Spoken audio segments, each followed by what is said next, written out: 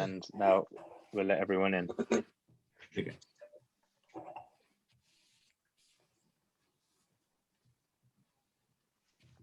Hello, everyone.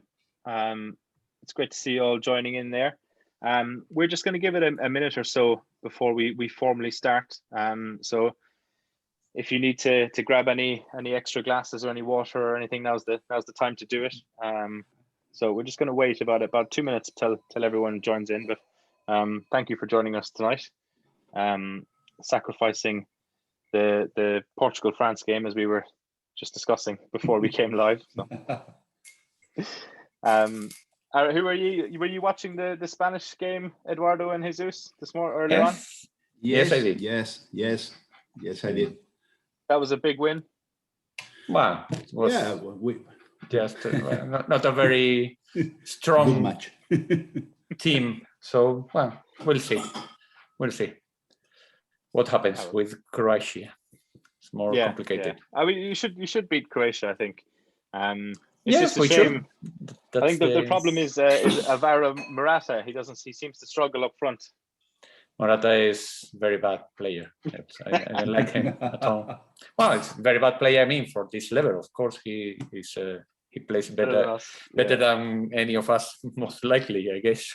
But well, not for that level, I think. Yeah.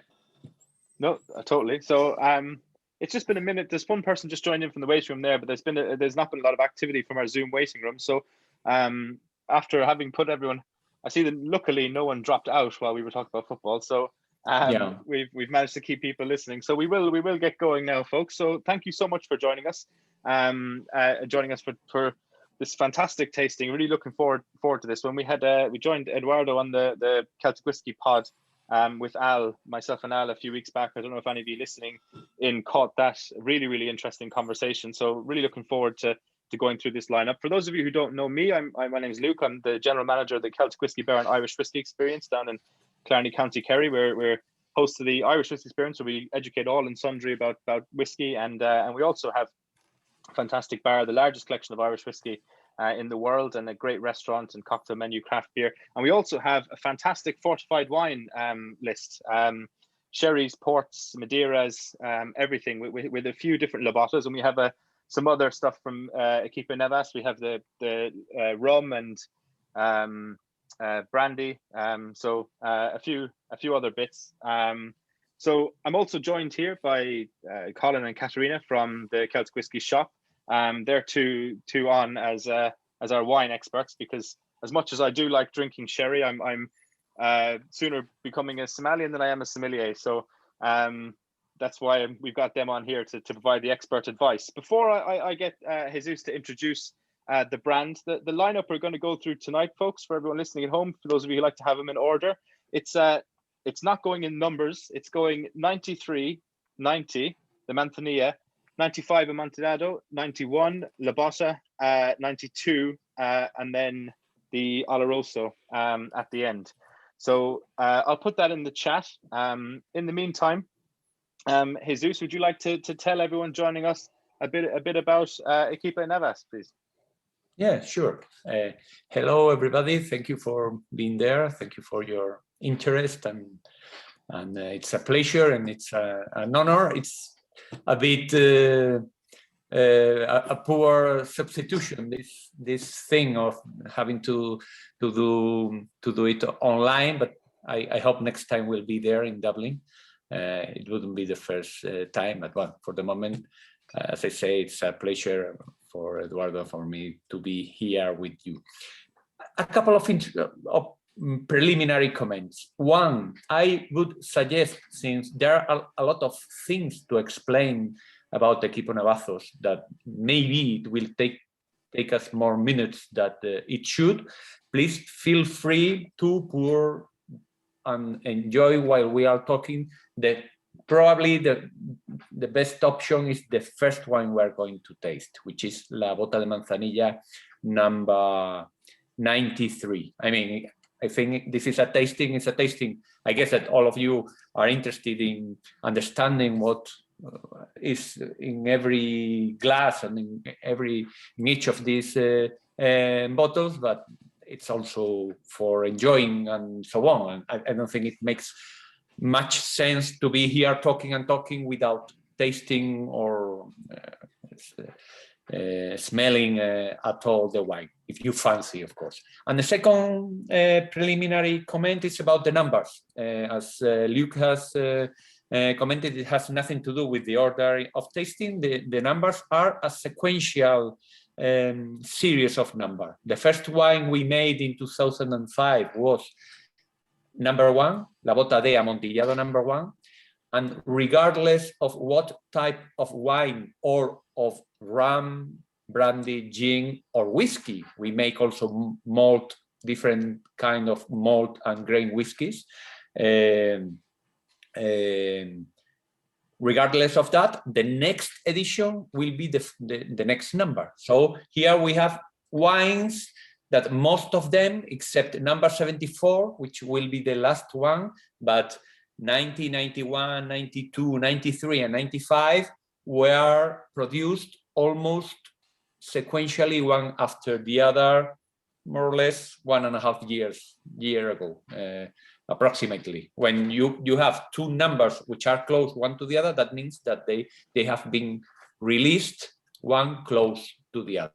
Now, actually, the last wines we have bottled are number 102 and 103. Are the last.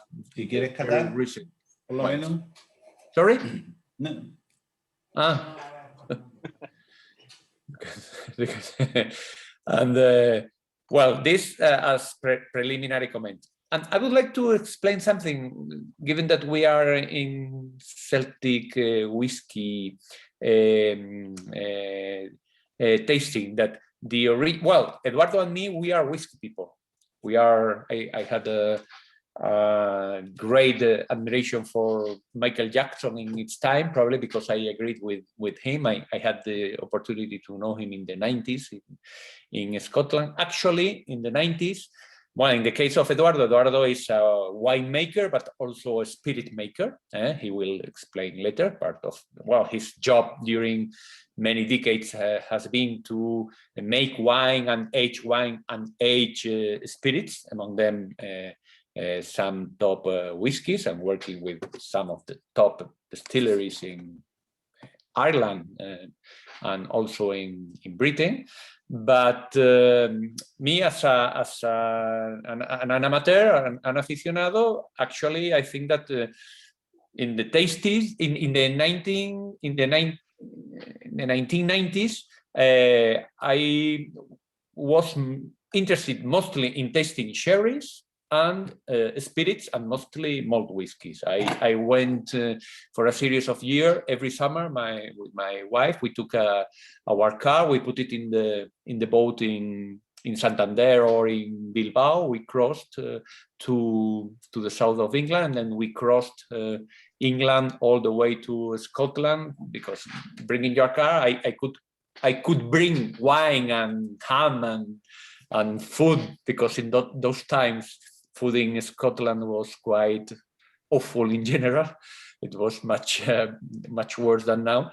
And then we came back with the lorry loaded with bottles of malt whiskey. Actually, I used to still have, not so many, but many, more than 100 of bottles of malt, mostly malt whiskeys open. That's relevant because we also make, as I said before, malt and grain whiskey, and actually probably in fall we'll make a tasting of some of our spirits, including the malt whiskey and the grain whiskey. But I think it's relevant also because some of you probably are whiskey amateurs or whiskey lovers, and yeah, I see. Thank you. And maybe if you want to make any comment or any question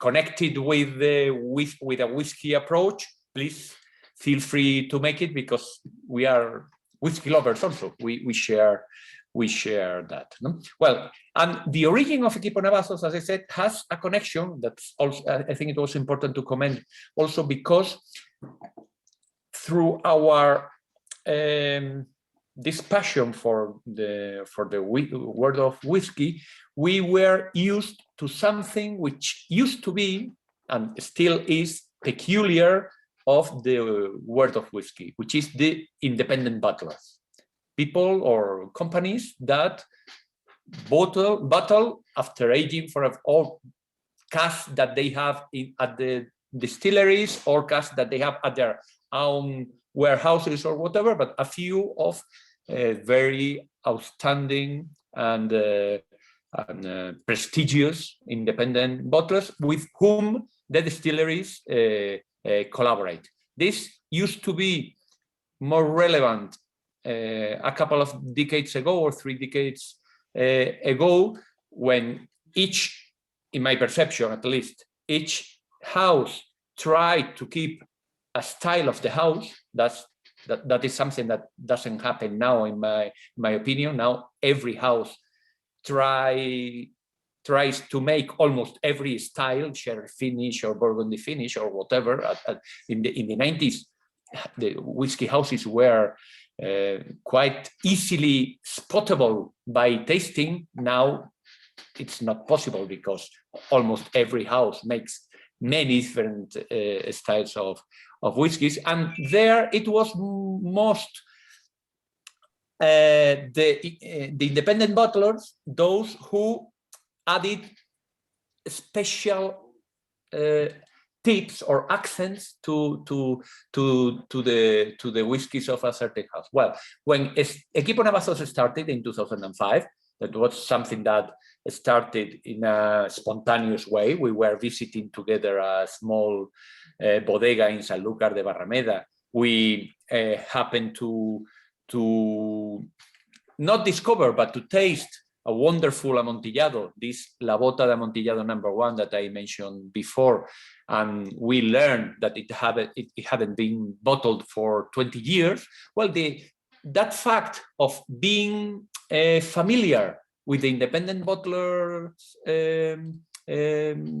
thing or context made us think that it was doable. That, okay, why don't we buy a cask of this very nice, very fine, extraordinary Amontillado and bottle it for us, for our friends, for people who shared our point of view about sherry. What is our approach? What is our perspective about sherry? Well, something that in 2005 was quite unusual, and now, fortunately, has got more wide acceptance and is probably defended by most people in the region, but was absolutely unusual in its time. That was, first, bottle singularity, not, so to speak. Well, this is being recorded, so I will skip to mention brands, but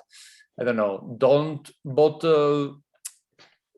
don't try to make something which is a standard year after year. You can name any brand of top whiskey which is sold by millions of cases every year, where they need to keep a style because they don't want to disappoint their customers. That has been the approach of the sherry industry for decades, when they abandoned the wine approach, where there is a big fluctuation depending on vintages and so on, to the idea of keeping a stable profile, so that there would be customers that would always expect the same profile for that particular fino, for that particular manzanilla or amontillado they are drinking. Well, we thought that of course, this is very respectable, and there's a lot of reasons why this is something that cannot be simply abandoned by the producers, but we thought that there was, and there is, space also for, instead of blending together all those thousands of casks, also take the best of them, or better than the best. Take the most peculiar, the most singular of them and bottle them individually as single cask, or not necessarily single cask, a few of them that share the same profile. That is one. Second element of our approach that was sort of revolutionary in 2005. Bottle the wines as they are. If you have already poured the first wine, or you will see that the color for being a manzanilla, or even if it's some of the wines, since we don't filter, or we filter just the minimum necessary to keep the floor apart, that means that we are not putting color apart from the wine. The wine is keeping the color in the cask, and the color in the cask or of a fino or a manzanilla is not transparent. It's not pale.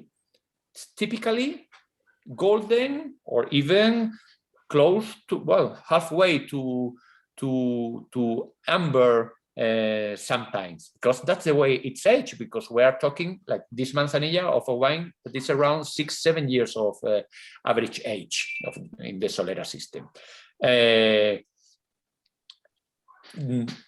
When you don't put the color apart, when you don't use aggressive ways of filtrating the wine, you don't put it pale, and also you keep a lot of intensity. And then in the bottle, it will keep developing that color. This manzanilla was bottled in 2019, almost 2 years ago. In these 2 years, has been gaining more color in the bottle, and more intensity, and more character, if you want. So it's not, we are not therefore looking for easy to drink wines. We are looking for, not looking, but we are trying to show the wine lover, the wine drinker, or the aficionado what is the real stuff when you take,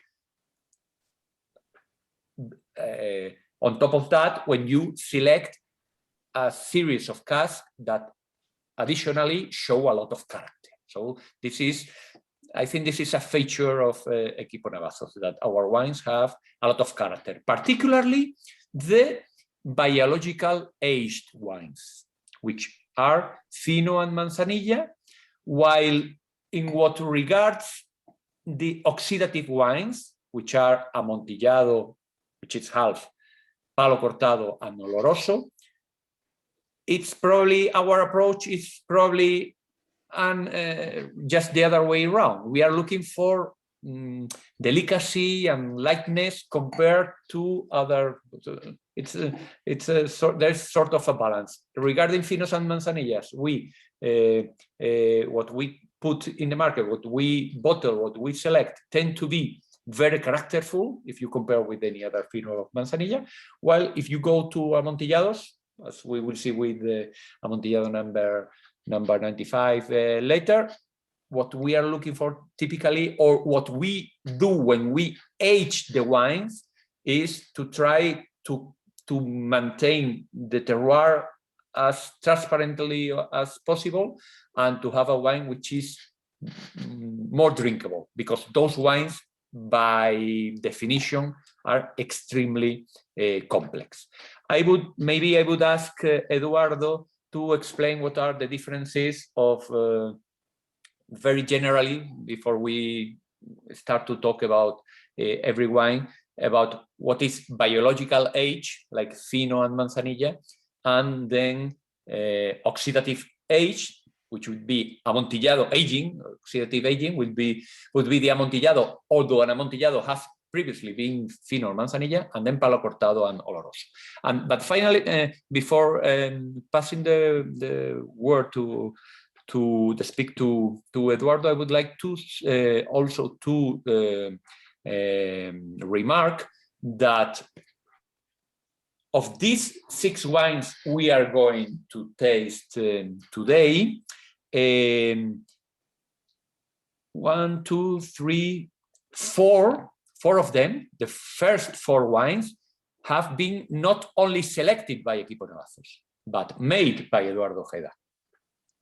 Made by Equipo Navazos, because Eduardo Ojeda, as I mentioned before, he's a winemaker for a big company. He has been for a few decades top executive and winemaker and spirits maker and spirits master blender of a very big company, where he has made millions of bottles every year of wine and spirits for that company, and also a few thousand bottles every year for that company, but for Equipo Navazos, because we don't have our own premises, but we collaborate with a few companies like this one and others.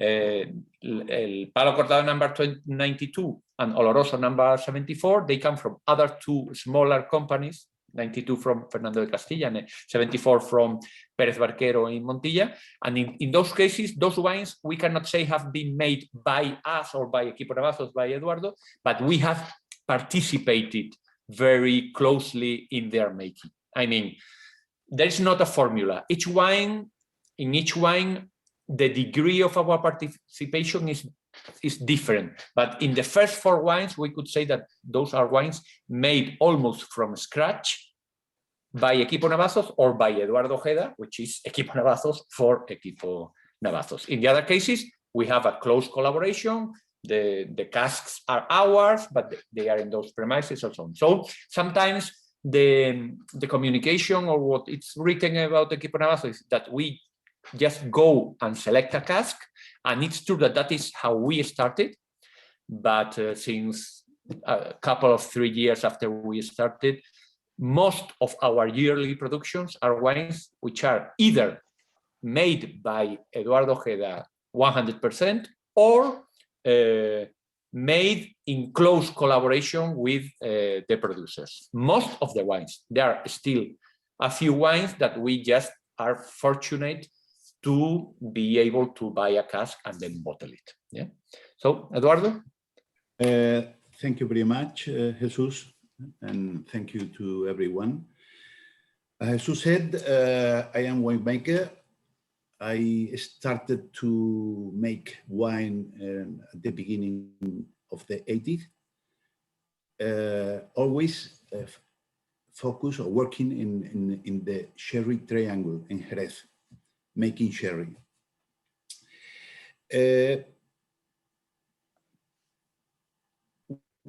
We have several wines today, most of them coming from the sherry triangle.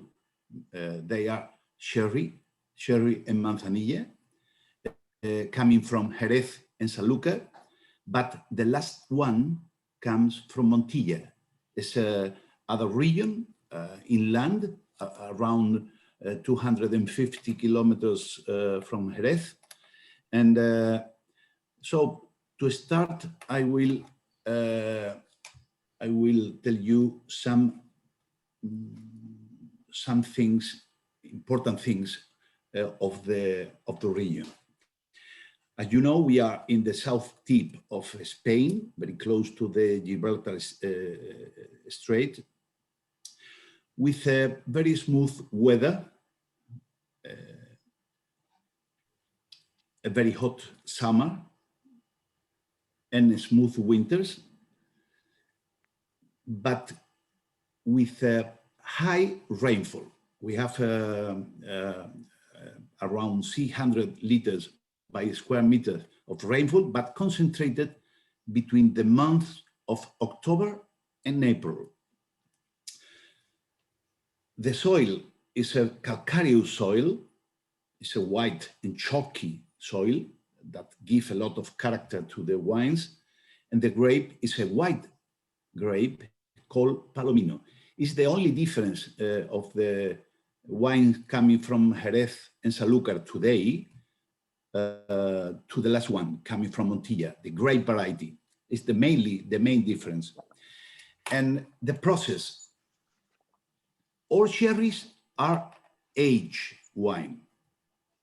And when I say age in cask, at least 2 years. But most of them have more than 4 or 5 years. To age the wine, we have two different ways. The biological aging, where in the wine within the cask grows naturally a film of yeast, which we call flor. That film consumes oxygen and protect the wine against the oxidation. That is the reason that Finos and Manzanilla are the wines we obtain with the biological agent, with the flor. That is the reason because Finos and Manzanilla are paler than other type of sherry. And then we have the aging without flor that we call oxidative agent, where the wine is not protected against the oxidation. Using the biological agent most of their life with flor, we obtain Finos and Manzanillas. When we don't use the biological agent, we obtain the pure oxidative wine that they are palo cortado en oloroso. In the middle, we have the amontillado. We have an amontillado today to taste. The amontillado is the wine that have two aging. The first part of its aging has been with flor, then it lose the flor and continue the aging without flor, a second part of the aging in the oxidative way. It's only an easy explanation to understand the wines we will taste now. And to start with the wine, I think if anybody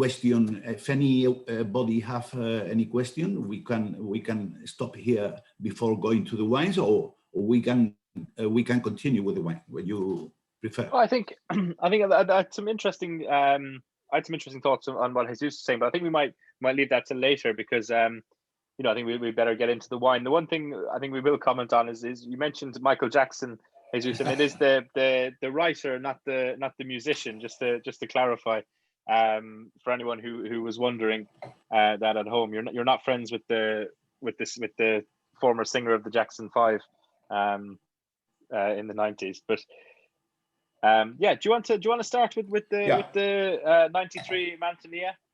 So Eduardo.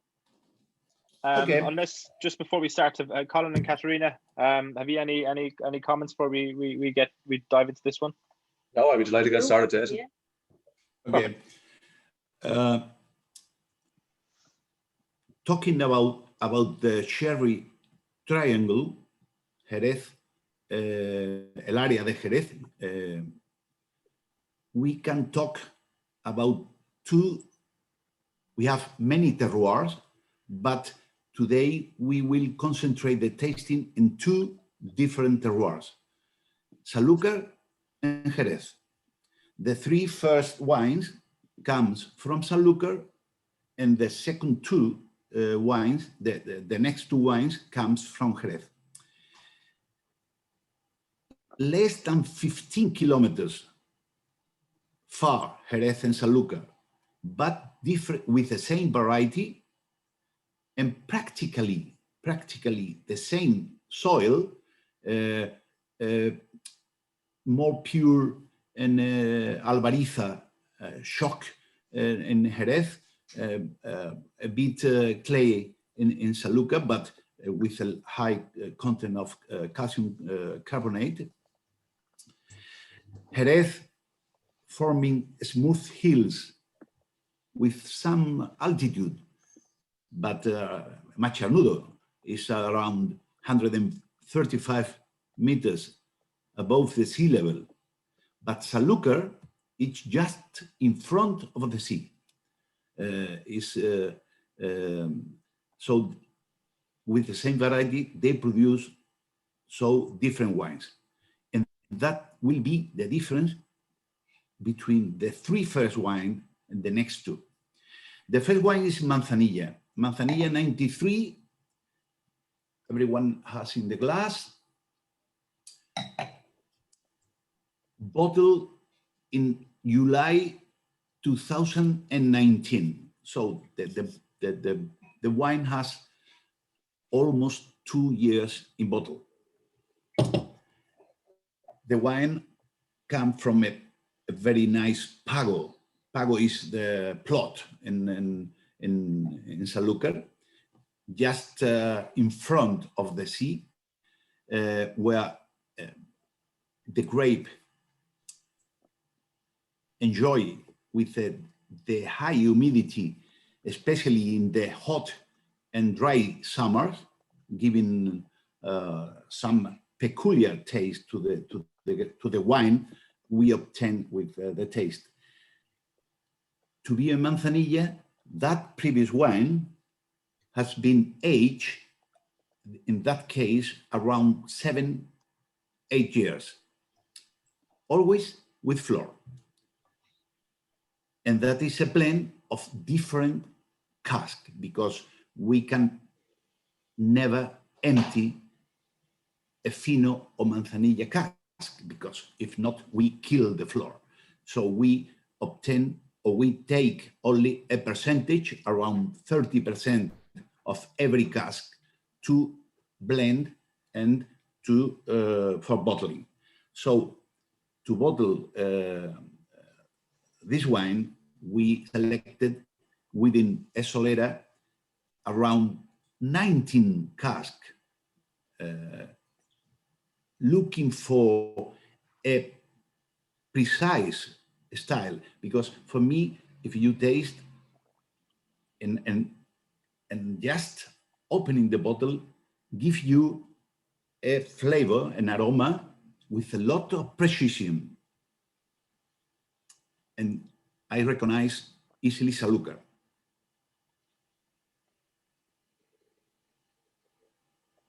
Yes, if you want, if you, to have an idea of the tasting, as for us, another feature that of the Equipo Navazos approach I should have mentioned before is the stressing the origins, stressing the terroir, which is something that has been neglected in the area in the last decades also, and we like to organize the tasting organized by terroir, as Eduardo has mentioned, in an order of age and complexity. Probably this would be this is quite a very powerful wine already, but it's around 7 years of average age. Then we have a number 91 is around 10 years of average age, which is the fourth wine.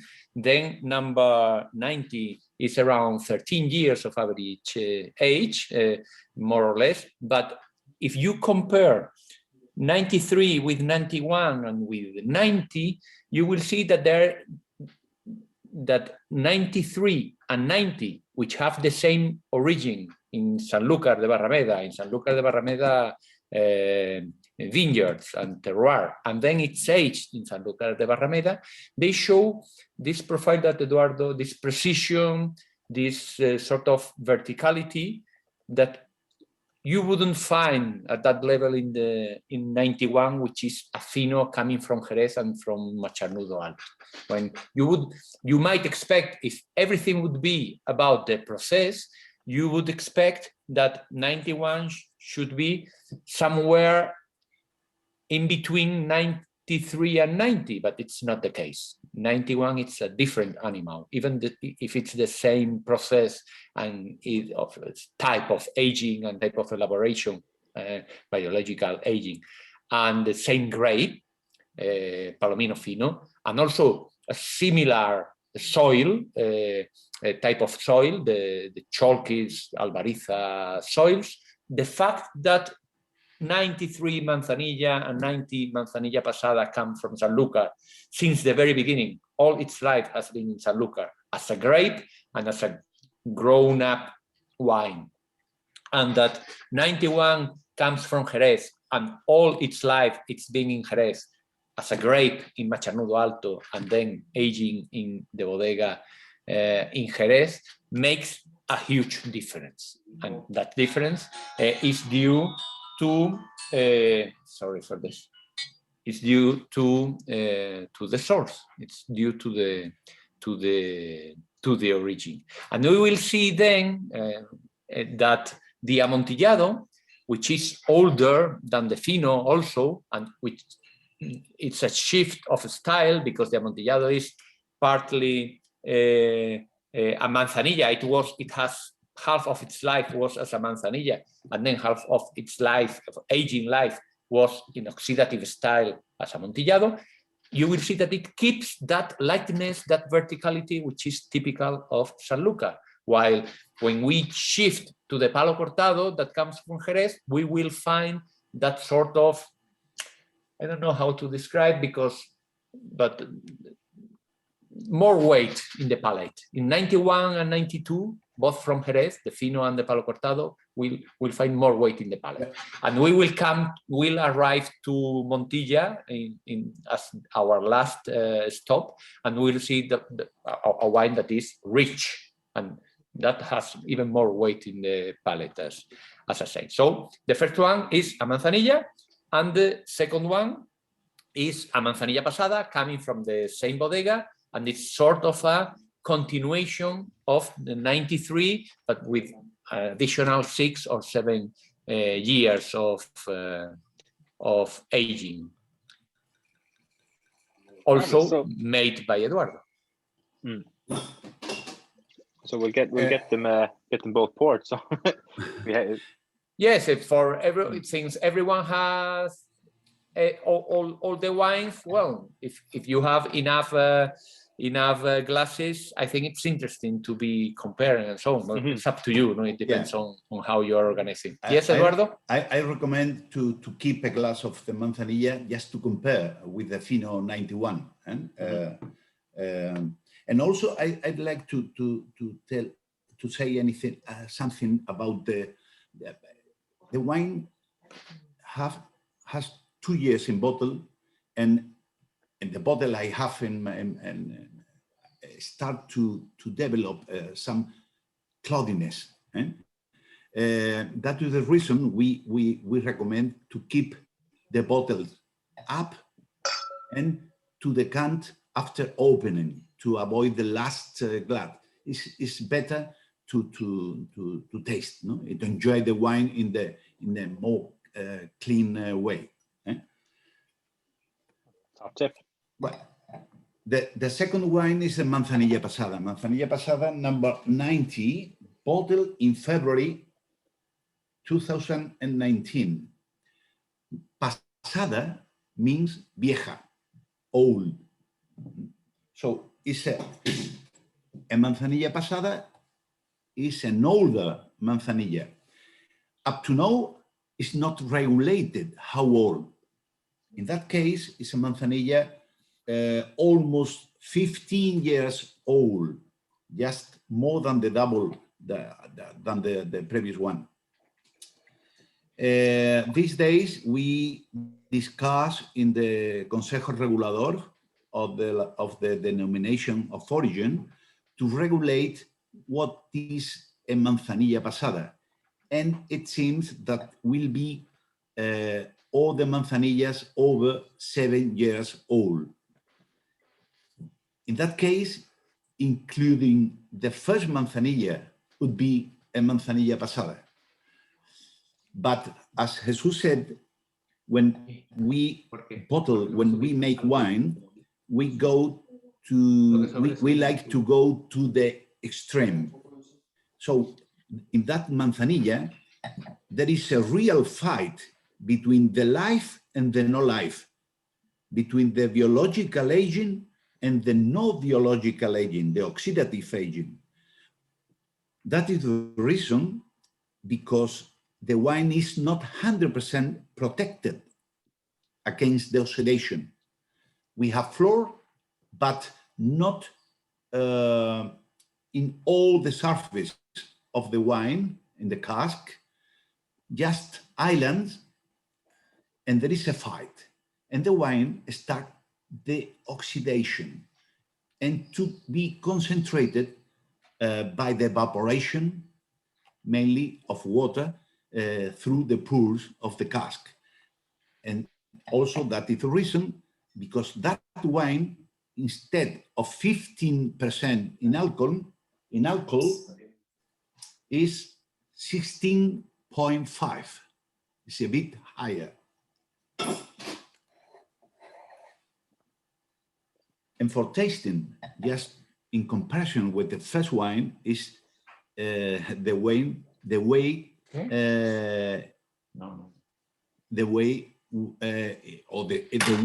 where in the Manzanilla age. It's as the Manzanilla age.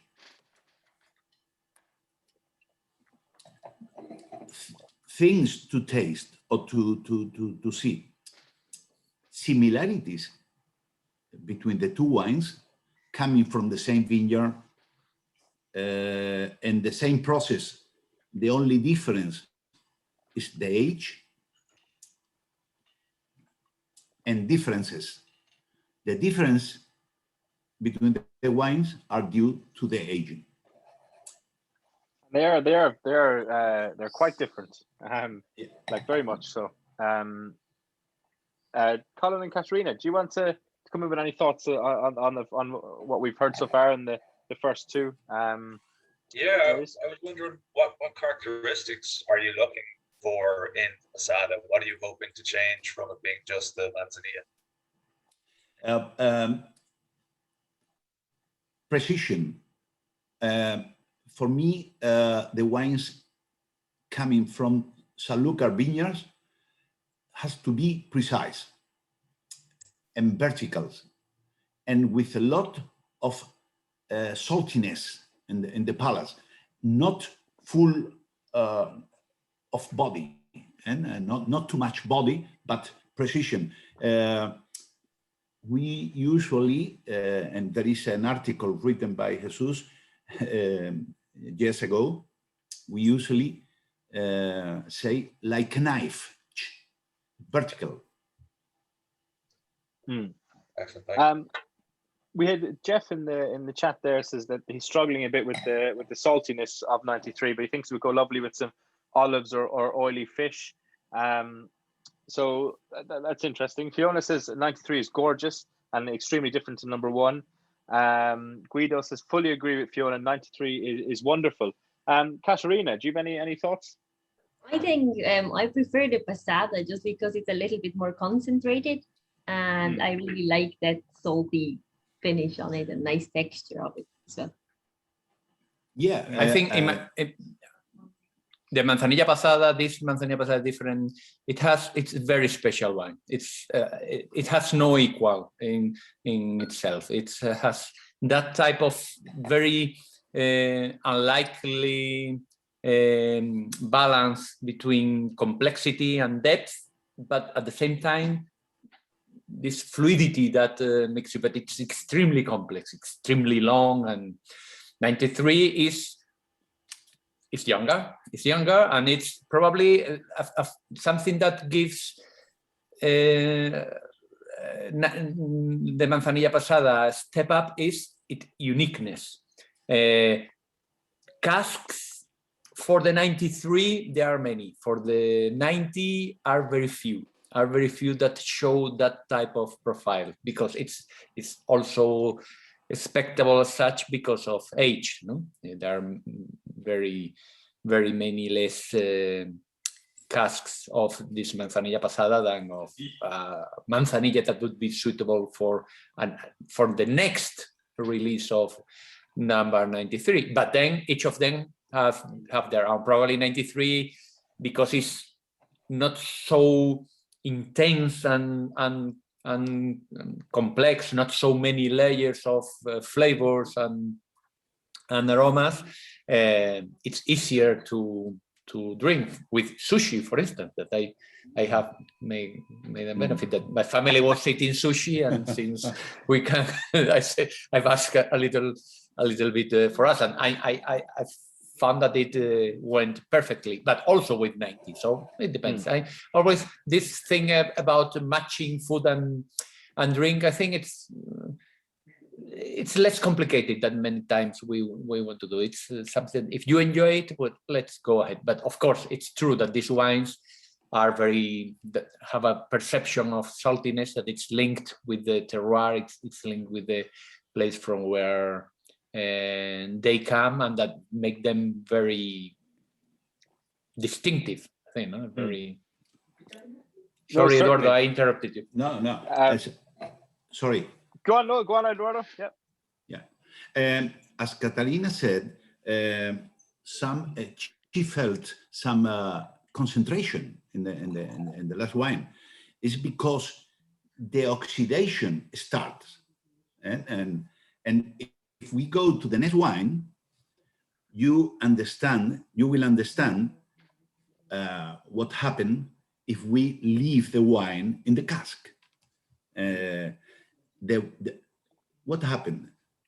The yeast disappear, and the wine go into the real oxidation. In that way, we obtain Amontillado. In that case, the Amontillado 95. So we'll pour the Amontillado 95. We have a Fiona, while people are making sure they have the Amontillado in front of them in the chat, has asked about prices. I believe that the 90, Labatta 90 is 58 euros. I've really enjoyed that one. And the 93 is 40 euros. The Manzanilla 90 number 90 is coming up as out of stock on the shop website. Do you have any more in behind you there, Colin and Katarina? 90 we do, I believe. Yeah, have to change that. Yeah. So that's an in-store exclusive. Currently, And fermentation question there from Cormac, who says, why does filling to the top of a sherry butt allow oxidation? And I presume that's because it doesn't allow that layer of yeast to grow. Is that correct? Yeah. There we go. Yeah. So yeah, the layer of yeast is what's preventing the oxidation. Yeah. So marvelous. So Eduardo, do you want to tell us a bit about this Amontillado? The Amontillado is the real evolution of the wine on time with the years after the Manzanilla Pasada. If we talk, Eduardo, excuse me. I'm seeing the question by Cormac Hines, and to make it clear, because I'm not sure it's being clearly explained and connected to what you were starting to talk. If you, as Cormac, as Eduardo has started to say, if you leave the Manzanilla on its own at the typical filling of 5/6 of the cask, you will get an Amontillado. You are asking, why does filling to top of sherry butt allow oxidation? It's just the other way around. You fill the sherry cask or butt to the top or close to the top in order to control oxidation. Because if you don't do that with very old Manzanillas like this, you will get most likely an Amontillado in a few years. This wine with 15 years, 14 years, and so on, would be typically an Amontillado, unless you have been taking decisions and taking control of the situation so as to prevent the wine to start to oxidate and become an Amontillado. And you are getting some concentration, but since there is not so much air, that space of air is enough for a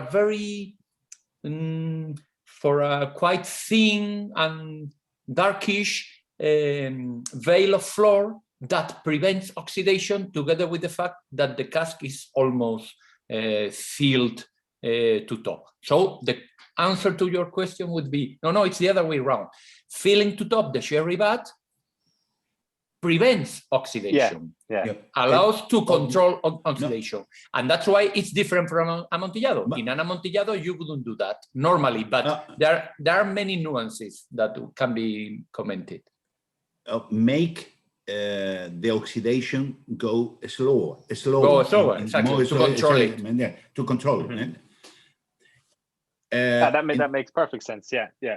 That's an excellent explanation. Yeah, because obviously the 90's been there for twice as long in the cask. Yeah.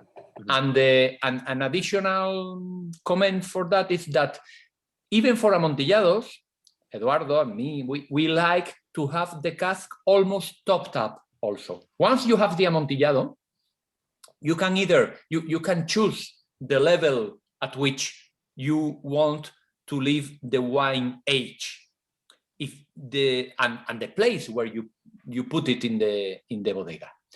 If you put it in a place where the changes of temperature are stronger, where it's colder in winter and warmer in summer, or on top of the bodega where the changes of temperatures also are more marked than in other places, or if you leave the casks more emptier than usual, you will get a wine that will get darker and will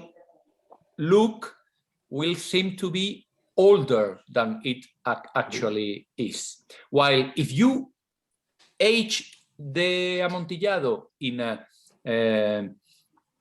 a humid and stable part of the bodega, not much light, not much change of temperature, and you age it with the cask almost topped up, what you will get is something more similar to this 95, an Amontillado that keeps the character of the Manzanilla, that seems to be younger than what it actually is. This is an Amontillado with more than 20 years, but we don't want the wines, the Amontillados, as I mentioned before, our oxidative wines, we want them to be light, so as to say, drinkable, and that's something that you manage. If you can take a Manzanilla Pasada and you can control the oxidation so that doesn't go very fast, but once you have an Amontillado, instead of having it half empty or at 5-6 of the capacity of the cask, almost topped up, and that means that you can control it. There are many nuances. There are many decisions that you can take so as to learn. Eduardo usually uses a metaphor of bringing up children, and educating children. That's what he does at the bodega. You take many decisions that change that, but we still, even if we are aware, and of course it's true that those decisions that you make a difference in the outcome, still and always the main factor is the source, is the origin.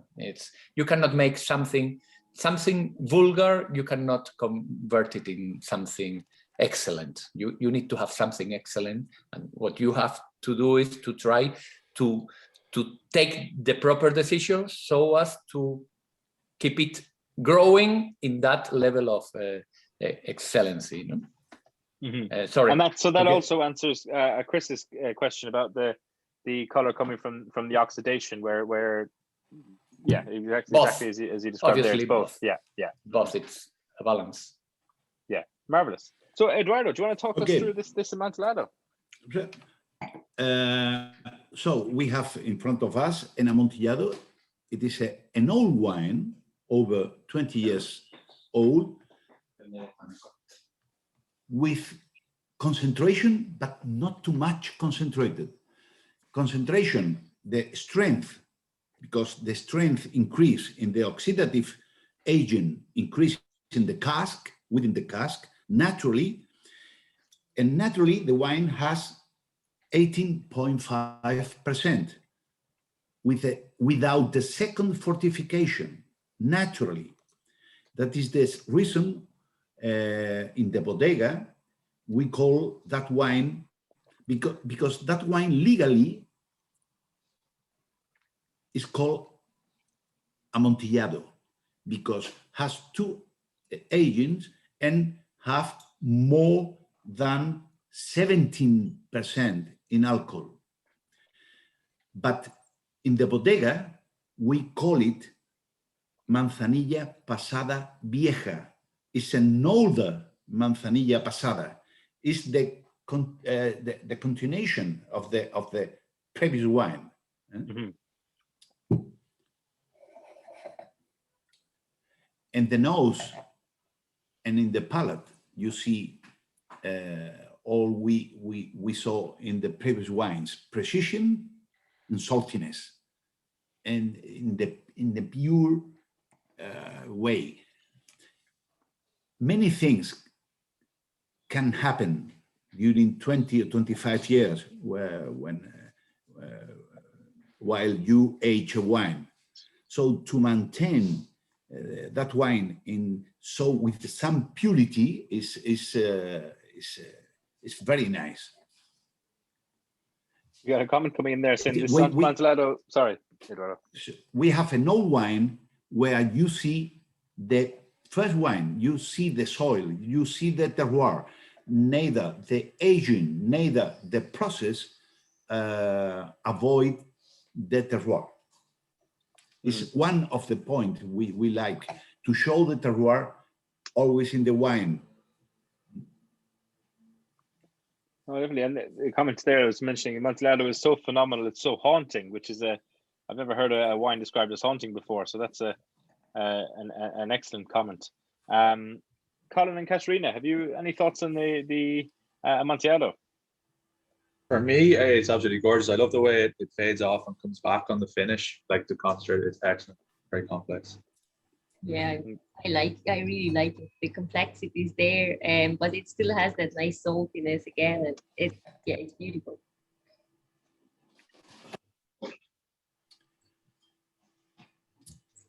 Marvelous. Any comment? People are quiet in the chat on this one. Fiona says I highly recommend visiting Jerez, though as well, visiting bodegas and tasting lovely town and great wines and bars. Tara says there's layers of flavor to this. And another taste. There certainly is. You definitely do get that extra bit of alcohol, though. It is noticeable on the palate too. How much is this in the shop, Colin and Katarina? I'll tell you now. Just a second.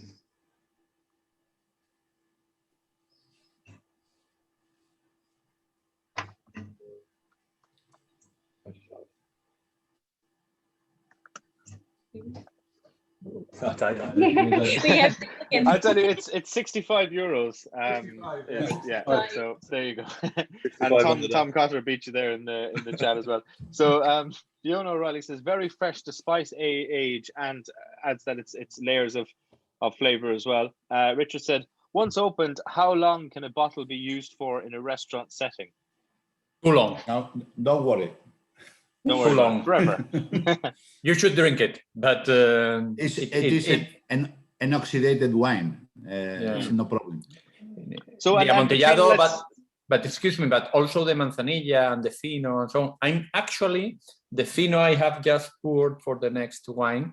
It's a bottle I think I opened probably eight months ago, and it's delicious. It doesn't change, and it was just in my cellar, whatever. It's no, that's why I say too long, because actually that sort of enhances open a bottle, forgetting about it in a bad place of the bar or of the restaurant. Suddenly you remember, and then it's 2 or 3 years after, and it's no good. Of course, you have to drink it. You should drink it. Marvelous. Tara says this is almost as good as being in Spain. So that's quite the compliment. Very kind. Thank you. So have we any more thoughts on the Amontillado before we move on? Well, not for me. Marvelous. Fantastic. Let's come on to the next one. So, which is the Fino. The Fino. Yes. Well, with the Fino, we move to Jerez from Sanlúcar, just in front of the Atlantic Ocean. We go 15 kilometers inland to Jerez with the same variety in a plot called Macharnudo, famous during the last centuries. You obtain that wine. It's a fino. When I say fino, means the same process I explained for the manzanilla. It's a palomino, we obtain the wine, and then we age with flor. In that case, a bit older than the manzanilla. It's around 10 years. But good to compare with the manzanilla, with the first glass we tasted today. The precision of the manzanilla and the wider way how the fino show itself in a wider way, in a rounder style.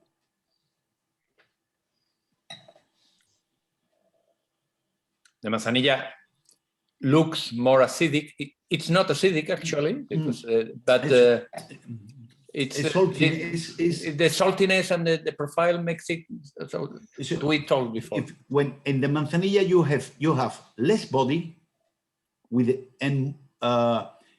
less body, same acidity and saltiness due to the soil, but you don't have that body around that minerality to avoid the saltiness and the calcareous. In the fino, you have in the palate you have a wine much fuller than the manzanilla. I found also saltiness, but it's hidden by the body. To me, this is maybe going to be a really stupid comment for me to make that everyone is, but compared to the first three, to me this is almost more closer to a wine in many ways. There's lots of kind of, I don't know what it is. Maybe it's the dryness in there somewhere, but as in obviously they're all wines. But I mean maybe a more regular wine. But maybe that's just me going absolutely nuts. Well, all of them are wines. That's important to say. Even in a context like this, where we are also spirits and whiskeys lovers, but we always, I think, and we think that one of the big mistakes of the sherry industry was when they chose to promote sherry as sort of a third way product. As something which is not wine, as something sort of intermediate between wine and spirits. That was a big mistake because it's wine. It's been historically wine. It's made only of grapes, and it's always being like that. And maybe the other are very characterful. No, I don't know. This is a wine. Probably this one is more subtle. This fino is more subtle than the others are the other three wines, the first three wines are quite obvious. They are very, but it's complete. Their complexity is, it gets to you and you see, what's this? And it grabs your attention. Here, maybe it needs more, it's more subtle, I think. It's something that needs, I don't know. But I'd like to hear, if you have in front of you a blind tasting, all those wines, what do you say about the origin? You say sherry or not? Yeah, I think you'd probably still say sherry. I think maybe what I was catching was the drop in alcohol compared to the Amontillado and the other manzanilla, you know, it was a small bit of a drop. So perhaps that was it. and the texture is a bit more buttery, or for want of a better word, you know. So it is a bit different. Tom Cotter in the chat there says, I think it's hard to find the fino taste after the Amontillado. He'll keep half to enjoy tomorrow. Magella says it's a very well-rounded fino. Just in what you were saying, Jesus, about the third way, I think we've discovered in the last 30 years that third way anything just doesn't work. Just look at social democracy; it just destroys things. But so, Colin and Katarina, have you any thoughts? I think like it's not fresher because it doesn't have that much saltiness there. You just get nice freshness, and it's a little bit lighter and almost like quite aromatic. So yeah, like I'm enjoying it. Fully agree. Aromatic, yeah. That's a good word for it. Yeah, marvelous. Again, we'd love to hear more comments in the chat. Have you anything else to add on the fino, Jesus or Eduardo? I think we can move to the next one. As of course we come back to it any time. Mm-hmm. Perfect. That sounds like a plan. So the next one is the Palo Cortado. The Palo Cortado. Jared in the chat there before he come on says that he thinks the fino is the nicest so far. He thinks it's fresh.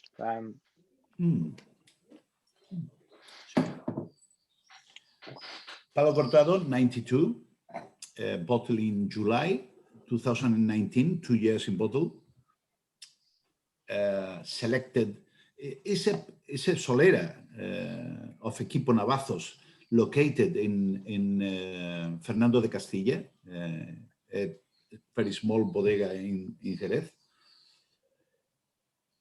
where we have wines that mainly has been aged in oxidative way, with a selection having in mind to have fine wines, not big wines, because there is a word we use in Jerez to define the olorosos, is gordo, fat. Palo Cortado is like a fine oloroso. The wine is old and practically no age with flor, no more than 1 year, the first months of its life. So has been concentrated in oxidative way during all its life, and the alcohol strength is higher. In that case, 20.5%. When Eduardo, keep in mind what Eduardo commented about a Palo Cortado being a fine oloroso. I think it will be very evident when we taste the oloroso later. The process is very similar in both wines, but you will see what is the difference between a fine oloroso, which is a Palo Cortado, and a rounded and rich, even dry, but rich in the sense of with a very heavy body and rounded in the palate, oloroso with the next wine. Sorry, Eduardo. And that is sherry, comes from Jerez, and we can go to compare the oloroso, two wines in oxidative way, with a big difference because in the next wine we talk about Montilla wines. Montilla is a different region, 250 kilometers from Jerez inland, in the way to Madrid, going to the center of Spain. Is hotter, but they have more altitude. The soil is quite similar, very shocky, but and they use a different variety, Pedro Jimenez, including for the dry Montilla wines. That is the next wine. No? Yeah, I think this is absolutely phenomenal. I'm a bit blown away by it. And Tara in the chat says the Palo Cortado is delicious. She likes the sweetness. And alcohol. Michael has a question which might come on to afterwards, but you're saying let's get the Oloroso poured to compare, Eduardo, is it? Yeah. I think it's a good comparison. Is it to understand what Jesus said about the richness of the Oloroso with the fine and defined wine, oxidative wine, Palo Cortado. If we had an Oloroso from Jerez, we will see the same differences, the richness and gordura, we call in Spanish, in the palate is rounded, and the Palo Cortado is more sharper and more precise and fine. Elegant, you could say also. Elegant. But it's important to say also that that Tara is mentioning the sweetness. There's no sugar actually, but it's the feeling of sweetness is because of the alcohol and because of the concentration and glycerin. Yeah.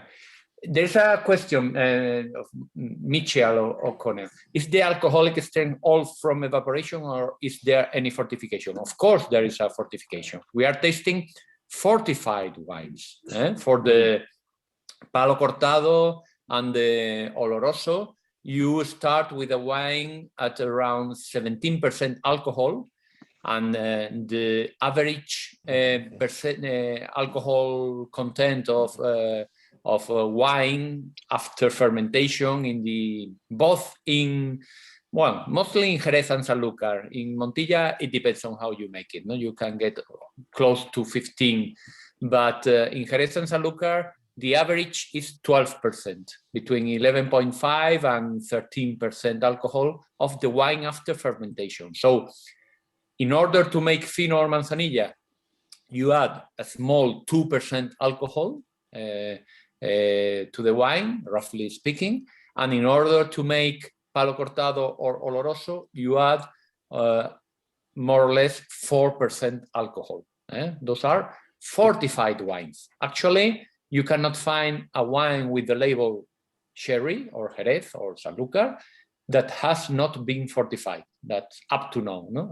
And for the moment, you need to be minimum 15%, and the natural, so to speak, strength is below 13. Well, so you can, if you sun-dry the grapes, you can get to 15 and so on. But well, I think you lose more than what you gain by doing that. On average, is around 12%. We could say 12.5%. So you need to add around 2.5% for Fino or Manzanilla, around 4% for making Palo Cortado or Oloroso, always in these cases.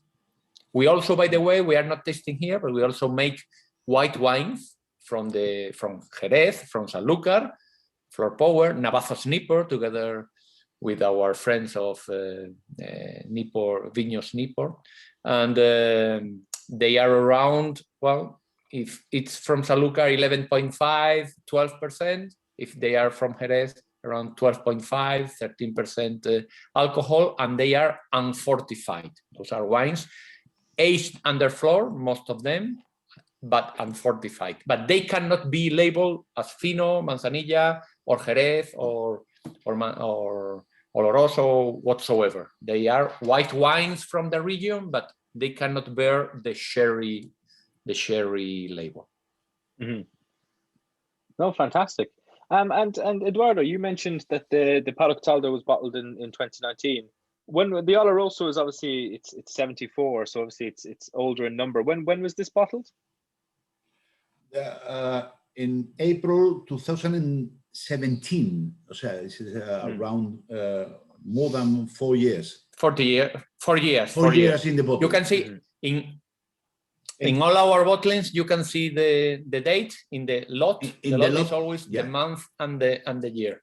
And the lot number, We you think see it's in the back important. label, is L042017. It's April 2017. Mm-hmm. No, fantastic. It's really interesting to compare the Paolo Cataldo and the Oloroso, but personally, I'm a bit. I found that the Paolo Cataldo was so nice that the Oloroso is almost distracting. That I like to focus on this one, but it's they're both really interesting interesting wines. Colin and Katarina, do you have any thoughts on these two? Yeah, the freshness of the Paolo Cataldo was incredible. I would lean towards that myself. I just think the finesse of it is gorgeous. And Katarina? I prefer the Oloroso, but I always prefer the Oloroso. So why do you prefer the Oloroso? I like that kind of walnut, kind of nutty flavor that comes through and the richness from it. And it's just really round, and the acidity doesn't stick out as much as in Paolo Cataldo. It definitely is. You definitely don't get the acidity in the gums. It's a bit drier on top of the tongue. Definitely, yeah.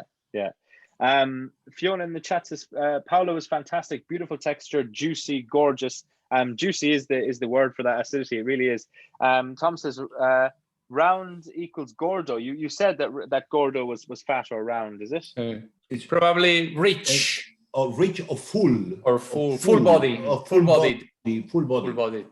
Wines, it would be the idea of vinos finos, fine wines, and vinos rich and full-bodied wines. It would be vinos gordos with that heavy weight in the palate. Weight, yeah. Mm-hmm. And this Paolo Cataldo is or Cortado is 75 euros at Celtic. I don't have the price for the Oloroso. Do you 64. 64. Yeah. Marvelous. So 75 and 64. No, that's brilliant. We have another comment in the chat there. The nose on these wines is so good that I can't bring myself to drink them, but I will. Arriba España. So that's interesting. It is almost like when you get a beautiful looking birthday cake and it's got all these designs and you're like, oh, I don't want to cut into it, So I can empathize with that feeling. No, that's really interesting. I'm going to be the loser who asks the obvious question that I'm surprised we haven't had in the chat before, and I'm going to link it back though to your comment at the very start, Jesus, about whiskey and independent bottling. I know I've spoken to Ali in the past, and he thinks what I don't want to speak out of house, but I know that what you were doing with Labotta, with the Labotta range, inspired a lot of what Celtic has done as an independent bottler with whiskies here in Ireland. And we bottled our first rum last year. It's the first time we bottled something that wasn't a whiskey. So I know he's taken a lot of inspiration from the fantastic work that you guys have been doing. But my question is the wheel. Yeah, exactly. The wheel keeps turning, and I know that a lot of some of the Celtic cask range bottles have sourced casks that were formerly Equipo Navazos, or were at least sourced with the help of either yourself or Eduardo. I'm not sure. That all goes above my pay grade. But could you maybe give us some thoughts, especially seeing as also you mentioned, Jesus, at the start, that Eduardo's into spirit production as well. There, Eduardo, in terms of whiskies and stuff. For anyone who's listening who often joins us for whiskey tastings, could you talk a bit more about your spirit offering that you have, and maybe some of what your thoughts on maybe there are two big questions, but your thoughts on sherry casks that are used then in whiskey maturation while we sip away on these last two wines. So sorry if that's a long question, but yeah, I think they're the two topics I'd like to touch on before it gets too late in the evening. It's interesting, but I will leave. I will let Eduardo talk because he's the guy on command. But I would say that our spirits are extraordinary. I am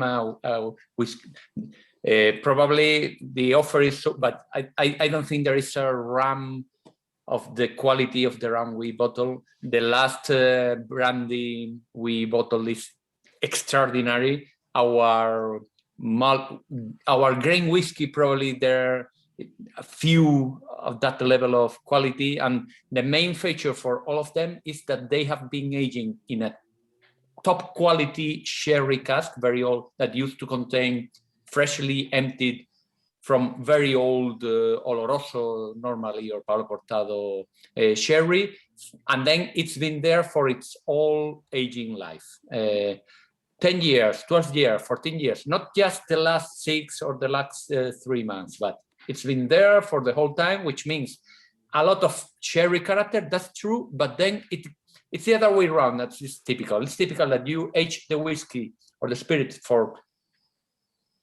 whatever years in a more neutral cask, and then you kick it with the sherry character. No, here you kick it with the sherry character because it's a very old cask with a lot of character. Then it gets smoother and smoother for years and years in the very same cask. I really think that the spirits that Eduardo ages has been aging and we have been bottling are of extraordinary quality. So I will pass it.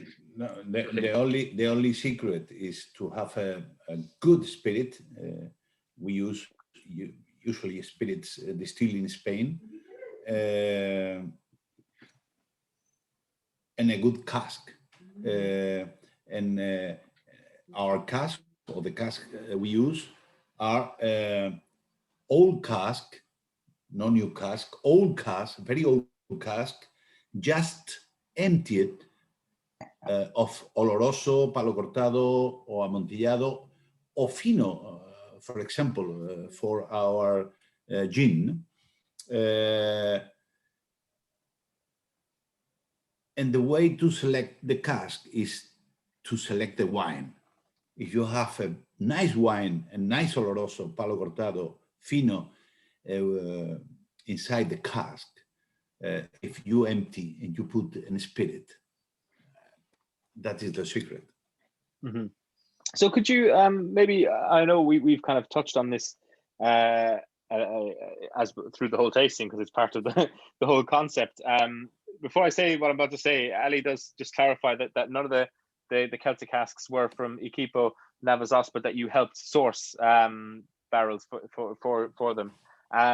But you said there, mentioning using a good cask with which had a good sherry in it. Obviously a lot of the bodegas are using the Celero system, so getting a good cask is not so straightforward when they're going to be blended and used again. So could you talk a bit about that difference between using a single barrel, let's say sherry, and something from a Celero, and maybe how that might tie into what you do with the whole Labota range, if that makes sense? Because I know obviously when people are learning about the Celero sherries, the Celero system comes up a lot, whereas obviously, you know, it's a bit different to what you guys are doing here, you know. I don't understand well that's question. That's it. Sorry, it's a terrible question. Sorry. I suppose it's just the idea that with sherries, we hear a lot about the Celero system and the blending of vintages, and obviously what you're doing here and what we've discussed today sort of breaks from that. Could you talk a bit about that side of things? We make things. I have to. Yeah. We make things in the way we love, and I love, and or we feel, and we don't have a textbook. Yeah. No. Also, it's very. Jesus said there is no recipes. It's not. We do the things we love, and our intuition and our experience say. Yeah, and I think look at that in your question there, it's based on a misunderstanding, which is that the Solera system doesn't provide a standard product. That's a mistake, because there are many simplifications so as to make this very complicated and very complex word more approachable and more easily understandable. One of them is the idea that through the Solera system, you produce a standard product, a stable product year after year. That's not true at all. You can go to the Solera, a Solera of a wine of, let's say, 20 years, made of 100 casks. All of them have followed the same path around these 20 years, and you taste those 100 casks, and each of them will have a different character. The Solera system doesn't, it's not useful for producing the same wine in each cask. No, it's useful for organizing complexity, for organizing chaos. Otherwise, it would be a chaos in the bodega. That way, you can more or less, they are similar. It doesn't mean that they will be very different, but they are similar. That allows you to expect something standard. So what we do in most cases, or well, in some cases, is to select a cask or a few casks in a Solera. If there is a Solera made of 2,000 casks, because you are making a wine of which every year you are bottling, I don't know, 2 million bottles of that wine, in those 2,000 casks from where you source that Manzanilla or that Fino, there is a lot of diversity. And in that case, we can spot casks which are very unique and very personal. That in that area. But in other cases, like in the case of the gin, the brandy, the rum, the grain whiskey, the Spanish malt whiskey, the Scotch malt whiskey, there are many other. In that case, all of them are singular. All of them are single casks. Maybe you have a dozen casks of more or less of the same, but they are singular. There is no Solera there in general. In the case of the rum, there's a small Solera. In other cases, but there is not a formula. There's not a recipe, as Eduardo has stressed. And connecting with this, there was a comment here. By the way, hi, Ali, our good friends from many who is around. But there was a question here about the casks or something. I see they have a gin. I would love to try it. For instance, the gin. Eduardo also mentioned it. We would never put a gin in an old Oloroso or an old Palo Cortado or Amontillado cask. Well, maybe it would be interesting, but that's not the idea. The gin, we have bottled up to now, I think that, well, 3 or 4 casks, because it's not only for La Bota series, but also for the United States. We have made a couple or 3 single casks bottlings, but all of them were either Fino or brandy used before, so that they have lost that strong sherry character. There, what we look for is more for the settlement of the gin, so that those we like the juniper aromas. We are more on the juniper than on the citric, a little bit citric, but most juniper character for the gin. But 4 years of a gin in a cask that used to be freshly emptied, that used to be for Fino, it just makes it smoother and rounder, and it sort of makes less obvious that juniper, but it still keeps the character. It's so to speak, as Tara has mentioned, I would love to try the gin. If you think of an Eau de Geneviève from the Netherlands, but very fine, they tend to be quite rough, and they are not fine products. But an Eau de Geneviève, but fine. Those are our gins. The different. Up to now, we have bottled single casks in every case, in each case. Mm-hmm. No, fantastic. And Ali mentions there in the chat that we'll be doing a spirits tasting with you guys in September, and then hopefully Jesus and Eduardo might come to Whiskey Live Dublin in March. So we might see you in person, in the flesh, in Ireland next year. What are the chances, lads? Will you come over for Whiskey Live? We'll try to. Let's hope that everything is open and everything. We were easy to convince for taking a flight and going to Ireland and find our friends. So if everything goes well as it should, it will be a pleasure. Marvelous. Colin and Katarina, have you any thoughts? I would just like to say thank you so much for coming on, guys. It's been brilliant. And we'd just like to announce that any of the cherries that we're on tasting tonight from Nevada, we're doing 20% off. If anyone wants to get in touch, we'd be happy to look after you. There you go. You heard it here first, 20% off. And that's, you don't often get discounts like that in the Celtic whiskey shop. So get them while you have them. So Sarah says, muchos gracias. No, marvelous. Listen, lads, it's been a wonderful hour and a half. I think it's probably, of all the tastings we've done since last August, the one where I've learned the most. There's been so much information come at us tonight. It's been really, really fantastic. Is there anything you'd like to say before we finish up? Thank you very much. Thank you, Tom. You're very kind. All of you, very kind. It's been a pleasure. And we all always feel like at home when we go to Ireland. So we are looking forward to flying back again there. Fantastic. As someone said in the chat earlier, tonight was almost like being in Spain. So there you go. It works both ways. So brilliant. No, thank you so much, folks. It's been a really, really wonderful tasting. And for anyone who's listening who has another question or something we missed, give us an email and I'll pass on the question to Jesus and Eduardo and we'll get it answered. So brilliant. Absolutely. Thanks everyone for joining us, and I'm sure we'll catch you again soon. So goodbye. Thank you. Cheers. Thank you. Bye. Take it easy.